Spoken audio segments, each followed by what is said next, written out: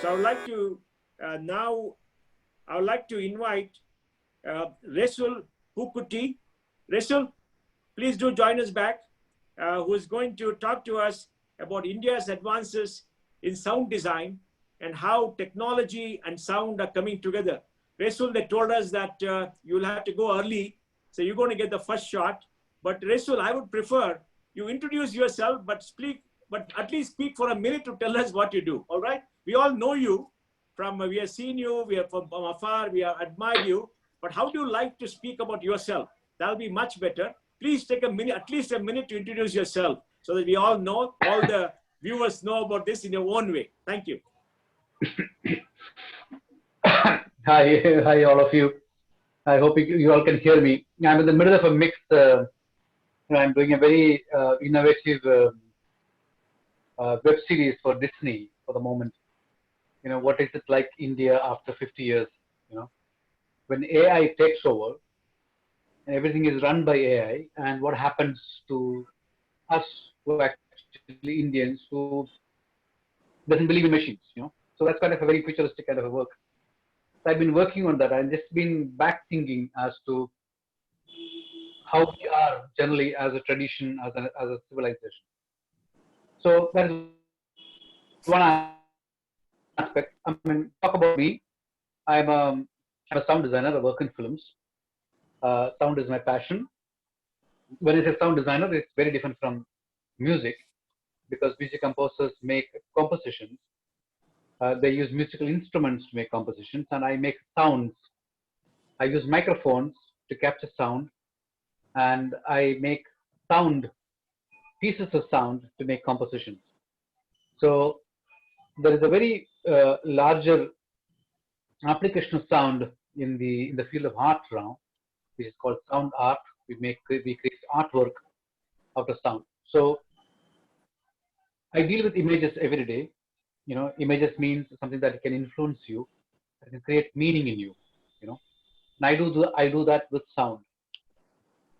In the ancient time of India, we believe the sound was used the way we are using electricity now. That sound is a form of energy, and so is electricity. I mean, our ancient rishis had the knowledge and the awareness to an extent that it was used. The power of sound has been used, in many facets of life. Just to tell you an example, the rishis who have formulated the knowledge base today, called the Vedas. We believe as a tradition, we believe that they could see sound. So they are called the mandra drashtakal. Like one who could see sound.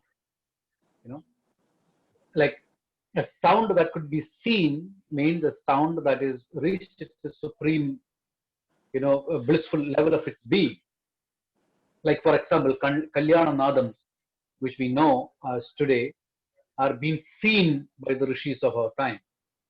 So I work in films now, so if you listen to my speech at the Oscar, it said I come from a country and a civilization that has given the universe a sound that is preceded by silence and followed by more silence, and that sound is Om.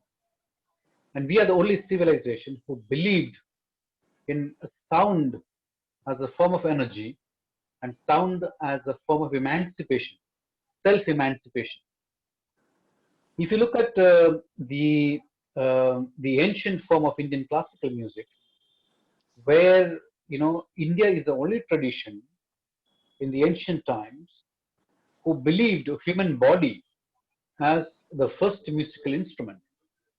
Now, if anybody who practices Indian classical music, for example, the tradition of Drupad, for example, you can catch hold of a singer's throat and he can still sing, because we believe the ability to sing doesn't come from our vocal cords.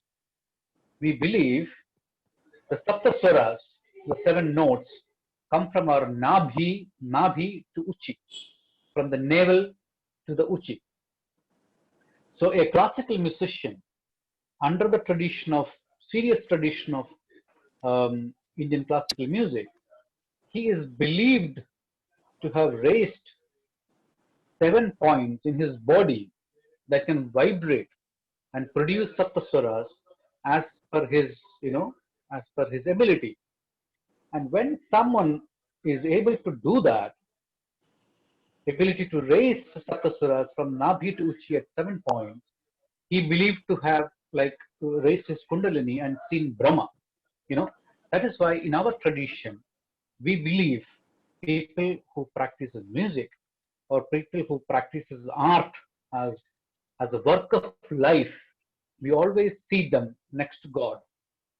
We always touch their feet, and we always subjugate to them. We always believe that they have seen someone who has seen Brahma.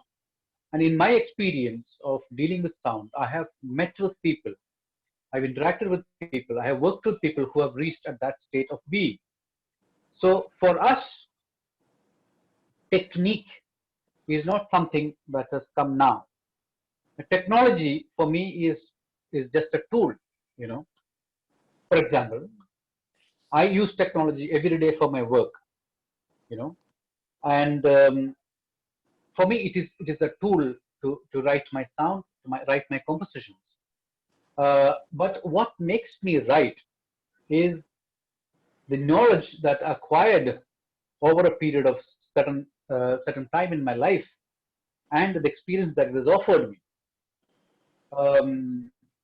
For example, when I see a film like Avatar, I am amazed by what has been created. I don't overburdened with the technology it is allowed to create. For example, if I say Sanskrit is a frozen language, the expressions of Sanskrit, like the Mahabharata and the Ramayana, and many of those Vedas and Puranas and Upanishads, are still active, still doing its work within the psyche of the people.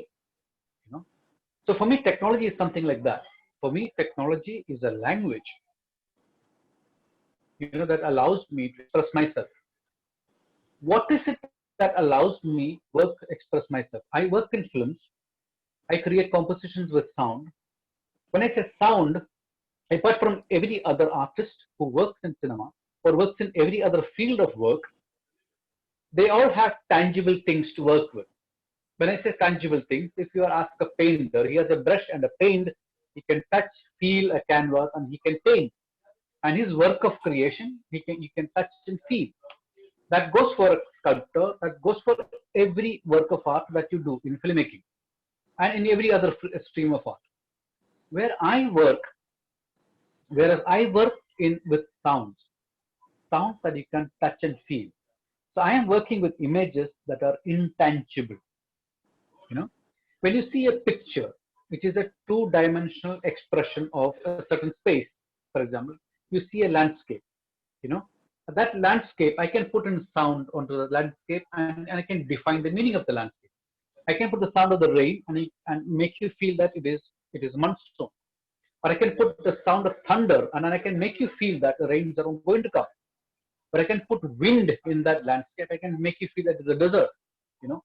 So any kinds of sound that I put in a picture is going to define what is that picture is telling you. So what I am saying is I am dealing with, so if a picture that you see in a two-dimensional stretch of a screen is a space, and I am dealing with sound that is going to define that space. And that definition is the temporal element. When I say temporal element, it is going to define the time. When I say time, it could be time of the day, it could be a season, it could be anything that defines time. So every time I put sound to a picture, I am actually concretizing the meaning of a picture which is two-dimensional, or I could say that a picture which is abstract in its meaning. That is the kind of work that I do in films. So technology today has advanced in a stage where it is constantly telling me that I don't need the faculty of memory anymore. For example, 15 years ago, we knew 25 phone numbers by heart, of our parents, of our dear ones, of our friends and family. Today, you don't even know 5 numbers. You know, even if you know someone's number, if your closest one, you need to look into the phone book. So this is just an example. And everywhere, the technology is telling you that you don't need the faculty of memory anymore. For example, let's take the medical field, wherein as per the Ayurveda tradition of Ayurveda, which is described in our ancient text, a Vaidyan used to see a patient and see what are the cosmic changes that happens when a patient walks into his room. He would consider all that in defining what is the diagnosis of his problem, and prescribe a medicine. For example, if you remember in our time, if you remember going to a doctor, he would say ask you to open your mouth and look at it and do feel your pulse, this and all that, and give you one medicine. But in today's time, if you have to look at things, if you go to a doctor, he has to take an X-ray or maybe an MRI, minimum an MRI. He has to do a series of tests to find out what he's actually want to do.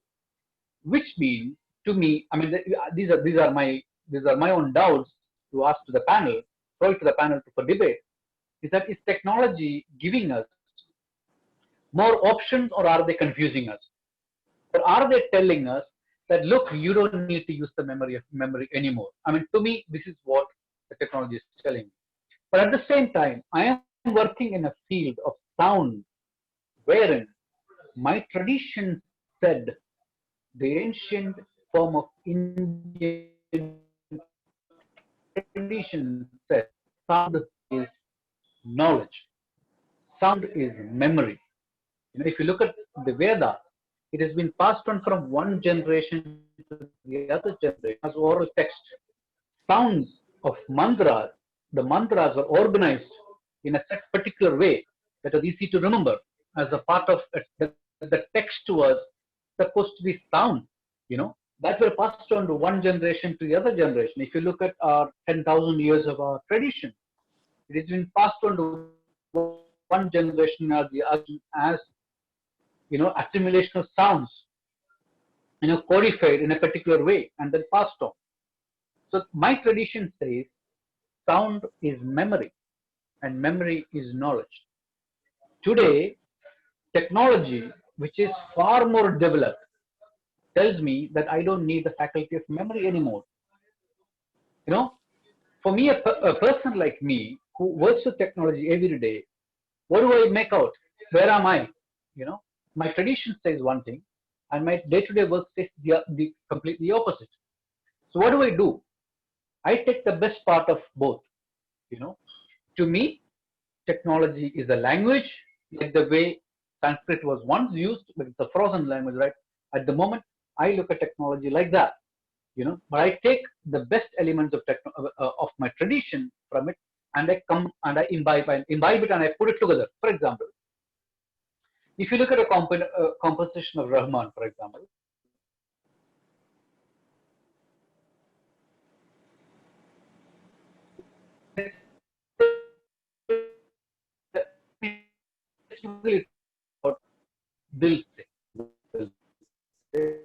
Imagine is working on a film, a Hindi film, which is based in Rajasthan.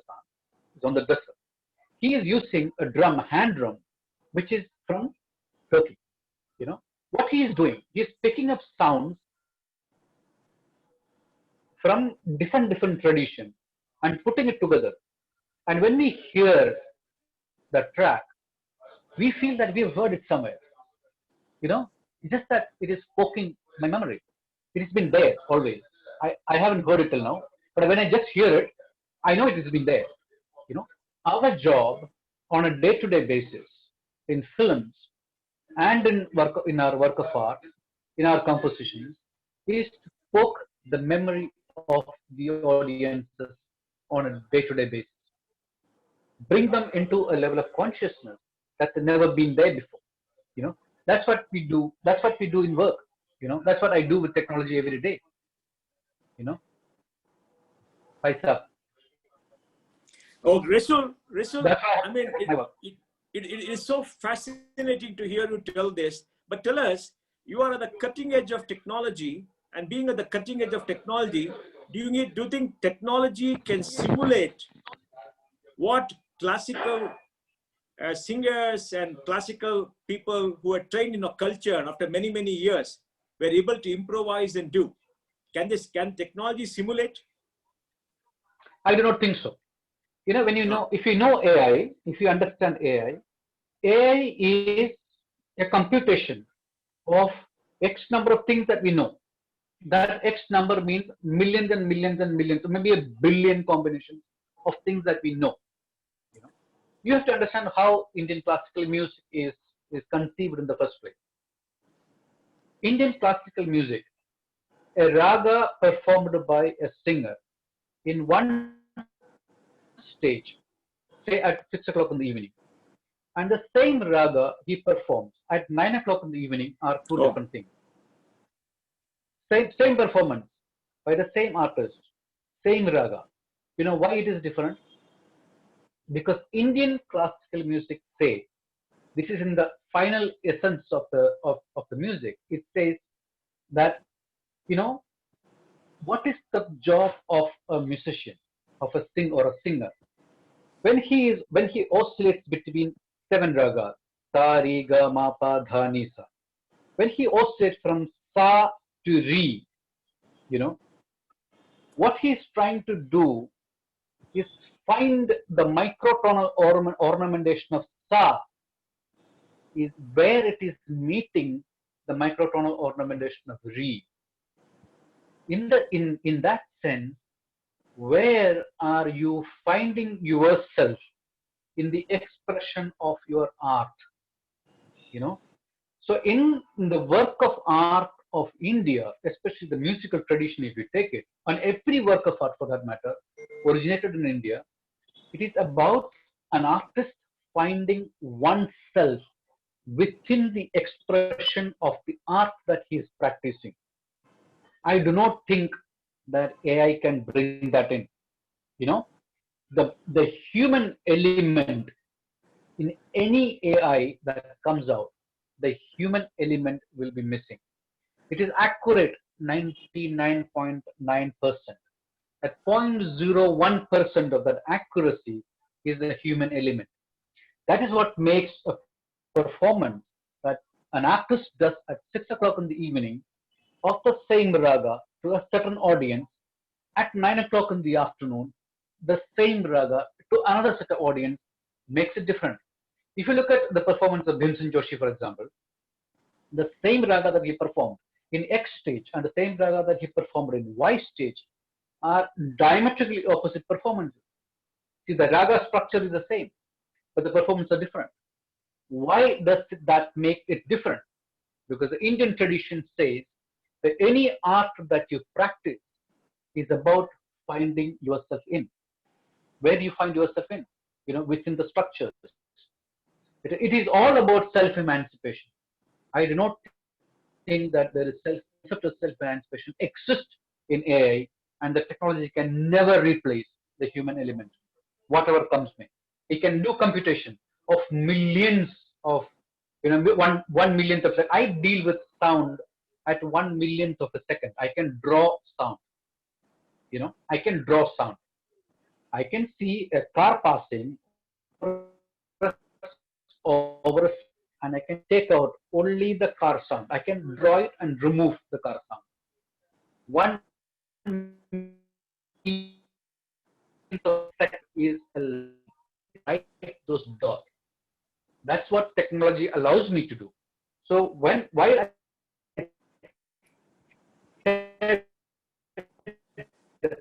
technology to allows me to do the point of the work. Now, from the X number of computation that is available to a doctor in terms of making a diagnosis, the human element has to come in to make him pinpoint from the X number of combination that the AI is offering. This is the combination that I have to pick up because he has seen the patient or he has seen the man He has seen his environment. He has seen where he is coming from and make a judgment. That judgment is a diagnosis. AI can only give you information. That's what I said. You know, Bill Gates called, when the internet superhighway came up, he said information superhighway. It's all about information. The moment you type something in a Google, it gives you millions of information. But the Indian tradition told, the only tradition in the world, the only civilization in the world that has said information is not knowledge. This is the biggest challenge that we face in today's education sector. You know, we have to tell our teachers, I mean, we need our teachers to tell us the difference between information and knowledge. At the same time, we have to look at our children and see that, you know, on a click of a button, they have a million information in their hands, in front of them. But see, in my time, if I need to write an essay on a subject, I would go to the sit in the library, refer 10 books, and write down my essay. And today, one can just put in a Google search and get information. But that information is not knowledge. If tomorrow 10 satellites comes down, everything collapses. Versus when we go into a vacuum, what is that going to save us? It is the knowledge that we have. It is the awareness that we have. That is what my tradition said. My tradition said it is memory, is knowledge. It's sound that is knowledge. You know, that's not information. We had information. We had influx of information. If you look at if you study what went behind Nalanda as a university, we had influx of information, but we never relied on it. You know, we sat down under a tree.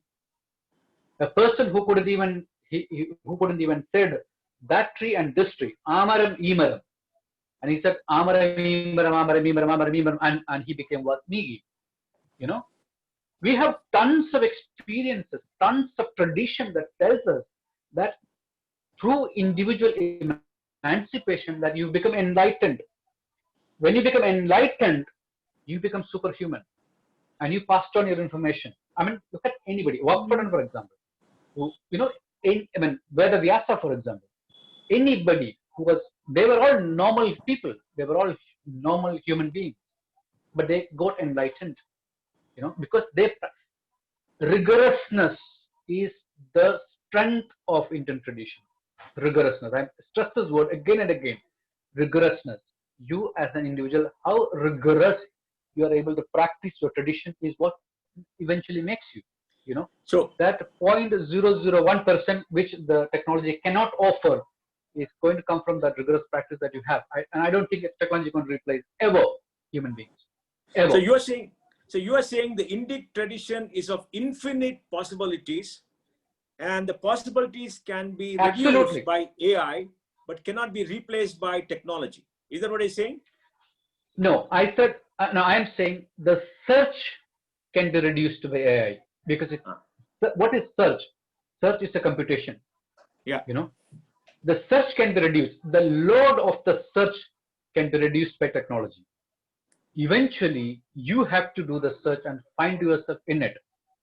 When you find yourself in it, the individual emancipation comes in, and you know, the well trunk of knowledge comes into you. Technology cannot explode what is within you. I mean, remember, you and me, and probably everyone in this panel, is only using 5% of our human brain, 5% of the capacity or the capability of the neurons that are embedded in our human being. You know, if you do not believe in the theory of evolution, if you do not believe, just look at the fact that we always thought our children are far more smarter than our parents. We were smarter than our parents.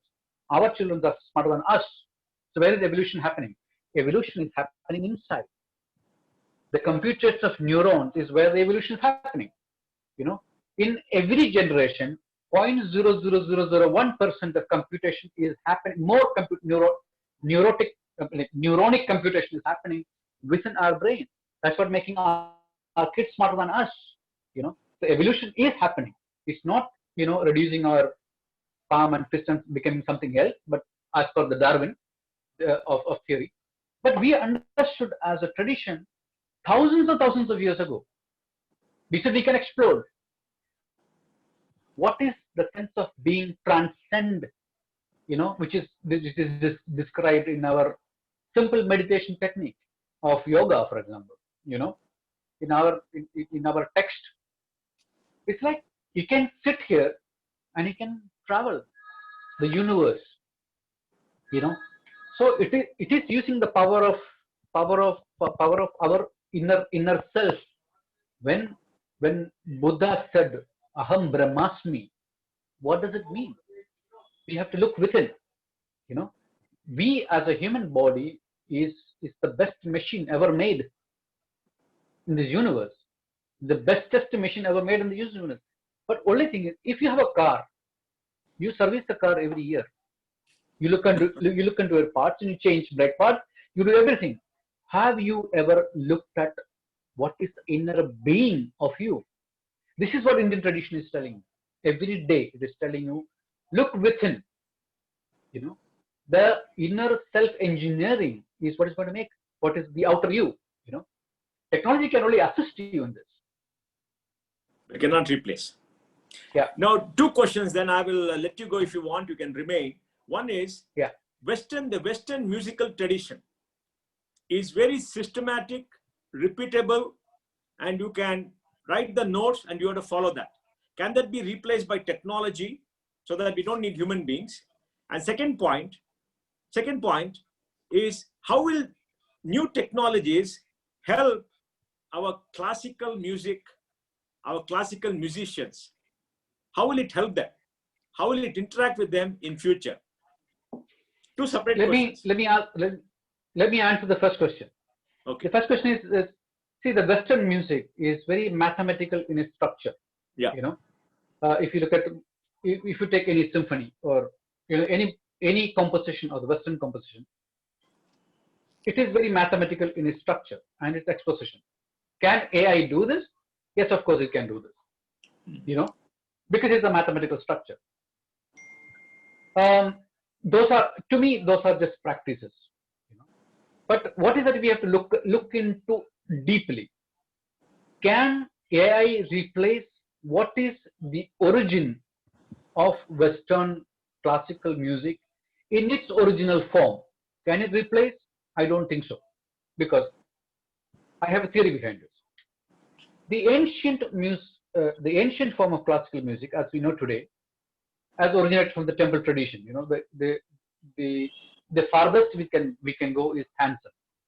Tansen is known as the father of Indian classical music. If you go beyond Tansen, there is something in Western tradition called the Gothic music. Gothic structure existed. I mean, of course, the church came in and reformulated it. But if you look at the Gothic tradition of Western classical music, it is quite similar to the ancient form of Indian classical music. Okay. There is a search for what is humaneness within a particular structure. I mean, from the Gothic music, the Indian classical music, Western classical music that we know today has moved and came in far more. There's a long distance between the Gothic music and the Western classical music that we know today. And if you take the Western classical music in its mathematical structure, maybe an AI will be able to replace it. But Gothic music, I don't think so. Similarly, Indian classical music, I had already explained, the Indian classical music expression of an artist in the tradition of Indian classical music is all about finding what meets between the two notes. It depends on you. That's what makes the difference between Mallikarjuna Mansur and Pandit Bhimsen Joshi, two different entities. So it is their search, to find oneself within a structure. Indian classical music only gave them a structure, which is a very loosely composited structure. Within that structure, you go and find yourself. I do not think that AI will ever be able to do that. Wonderful, wonderful. You can remain with the Resul. I think it's been unbelievable, mind-blowing. It set us thinking, but remain with us however long you want. We know that you have to go. Okay. So I think, because there'll be questions by the other panelists to you as you go along.